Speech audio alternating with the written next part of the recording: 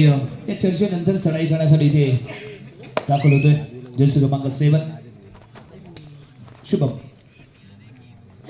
शैलेश कॉर्नरच्या दिशेने पाहायला मिळेल सोलो मध्ये पाहायला मिळतो यावी अटॅक परंतु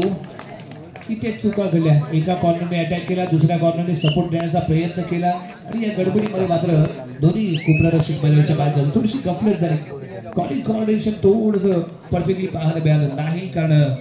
एका कॉर्नर जेव्हा थायमध्ये जंप केली होती त्यामुळे दुसऱ्या कॉर्नरला इथे सपोर्ट देण्यासाठी पुढे सरसावला परंतु मिडल यांच्या खूप क्लोजली असल्यामुळे सक्सेसफुल ठरले रेड त्यामुळे दोन्ही खेळाडू मैदानाच्या बाहेर या रिव्हर्स स्विंग लगावण्याचा प्रयत्न इथे करताना रायडर पाहायला मिळतोय चतुर आहे चालाक आहे चपळ आहे आणि चित्यासारखं त्याच्या माध्यमातून जंप आपल्याला वारंवार पाहायला मिळालेत या रिकाम्या त्याला माघार येतोय सुरक्षित आपल्या खेळांगणामध्ये परतलेला पाहायला मिळाला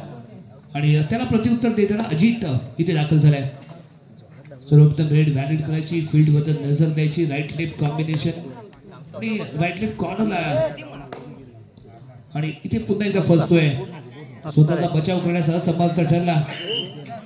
तो या अमोल त्यामुळे मिळतोय 1 पॉईंट अमोल मैदानाच्या बाहेर गेला की अडचणीमध्ये येतोय संघ कारण बेस्ट रायडर आहे पॉईंट टेकर रायडर आहे आणि वारंवार त्याला अटॅक केला गेला टच केले गेले त्याला मैदानाच्या बाहेर काढले गेले त्यामुळे उजव्या कोपऱ्यामध्ये सेल्फ आउट होतो इथे सेल्फ आउट होतोय लॉबी मध्ये दाखल झाला जोपर्यंत एखाद्या डिपेंडरला आपण टच करत नाही तोपर्यंत लॉबी ऍक्टिव्ह होत नाही आणि इथे चूक झाली लॉबी ऍक्टिव्ह झाली परंतु टच मात्र केलं गेलं नाही त्यामुळे मैदानाच्या बाहेर जावं लागतं रायडरला एक सिंगल पॉईंट इथे मिळतोय खालगाव संघाला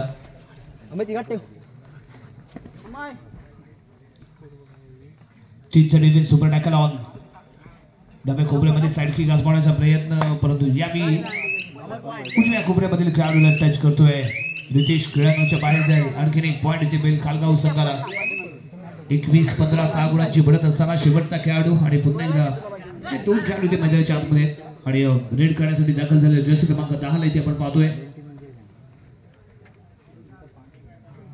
एकाच कोपऱ्यामध्ये सातत्यपूर्ण चाललेला फुटवर्क आणि परत यावी कंट्रोल गमावलाय डबल 0 पहिला फक्त बनायचं होतं त्याला हिरो परंतु बनणार नाही हिरो बाहेर जावं लागलं 1 पॉईंट इथे मिळालाय आणि यावी रॅपिडली अटॅक करण्याचा प्रयत्न नाकाम ठरला सक्सेसफुल रायडर अजित